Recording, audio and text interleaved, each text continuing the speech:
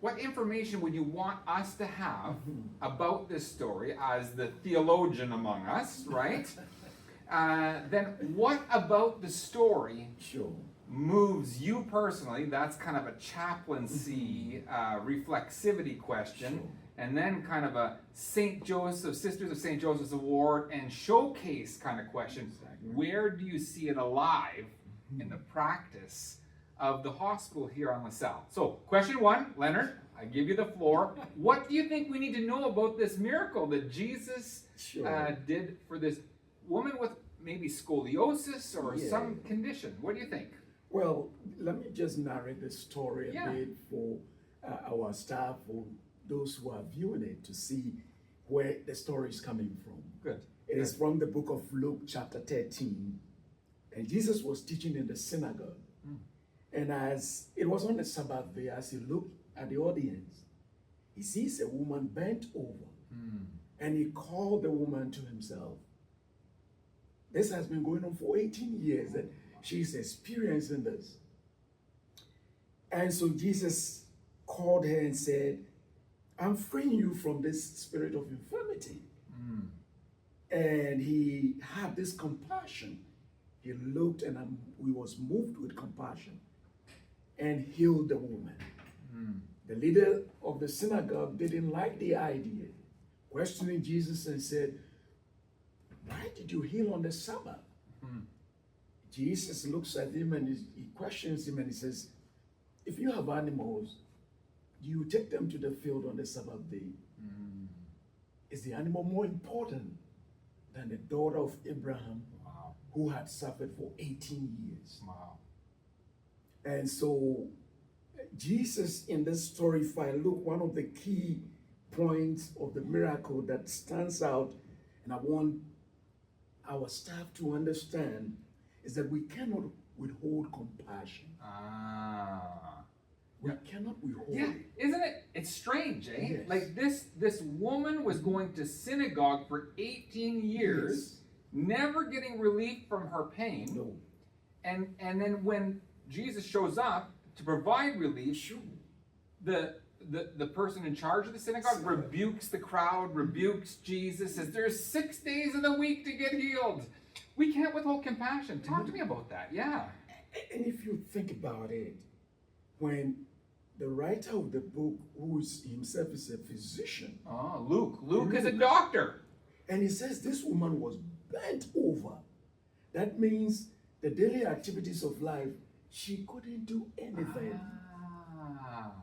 Interesting, right? Yes. You're in rehab care. You're all about restoring people to get back to a place of integration into the community. Exactly. And here's a story about someone who needed rehabilitation, a miracle, Exactly. and they were withholding that in the synagogue. Exactly. Yeah. Huh. So we cannot withhold compassion. It's something that must be part of us. And in our various disciplines, this is something we need to show forth. Oh, right. Compassion. Compassion. Yes.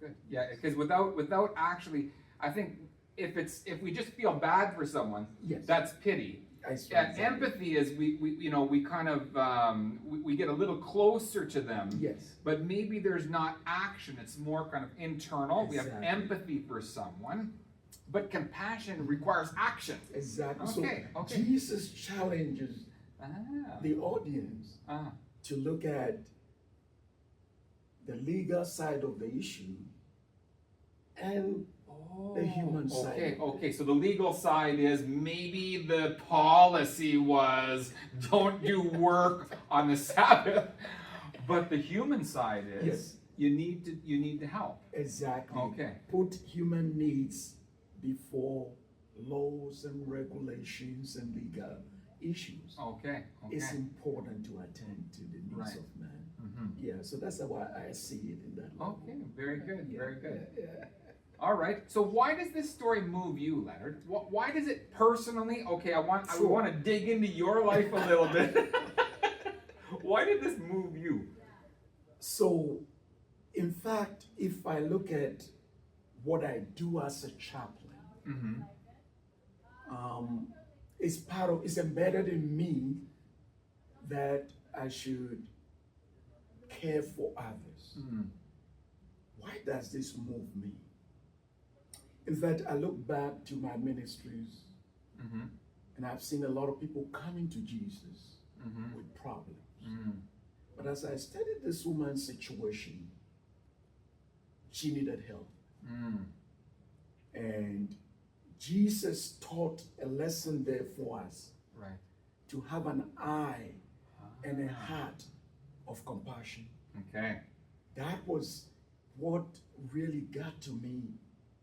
So 2 organs. Yes. The eye, to be able to see and notice. Is that kind of where you're getting at? And the heart Okay. to jump into action. Okay.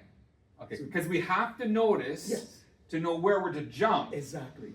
But we have to have a heart Yes. in order to move beyond just seeing Yes. and kind of move from pity and maybe empathy, Exactly. right? To compassion. Okay, Yes. that's excellent. That's Now, excellent. now, if I may have a brief moment to tell a story. Yeah, I would love it. This was in Northern Virginia. Okay. And many years ago, an old man stood by the bank of the river looking for a ride. There was no bridge, only wagons and horse ride. Okay. He saw horsemen coming, about 6 of them. He let the first one pass, second, third, fourth, until the 6th man. And he begged for a ride across the place there. The man said, come on. He jumped and they took him across. But as he got down, the man turned and asked, I can't help it but to watch that there were 5 horses in front of me. You let them pass. Why ask me for a ride? He said, I saw in their eye that there was no compassion. Oh. But with you, I saw that if I ask, you will help. Oh my goodness, Leonard, how profound. So the suggestion is that you're making that people can notice Exactly. who are in need if there is a lack of compassion in the eyes of those who may serve them. Wow, interesting. That's He powerful. saw compassion in the eye of the horse rider. And the horse rider saw the need in the man. Oh, it's a relationship there. Very good. That's powerful. Yeah. So we have a third question to answer. Yeah, the third one is this, okay? Because we've got the Mission Champion Showcase coming up, where we're going to be celebrating the Mission Alive at the locations of various sites, St. Joseph's Health Center sites. We have the Sisters of St. Joseph's Awards, which kind of highlights individuals who embody the mission. Where do you see this alive here at CCC LaSalle? Where do you see this alive at CCC LaSalle? Amazing. I think we see that in all the disciplines. Okay. I will begin with probably a physio guy who goes and see a patient and see their need. And they are moved with compassion to say, oh, may I help you this way so this will be better for you. The physio is there. I see the reg therapist bringing cheer and support through activities. I see nursing, brushing hair, painting nails, and just supporting people. I see managers dealing with cases. I see the social worker looking for accommodation for others. So I think all the disciplines are making efforts for us to provide holistic care. Wow. So in my area, I go in, sit, meditate, talk, find out what I can do to help spiritually, to connect them with their faith communities, and to provide care. Wow. So every discipline is doing something along this line.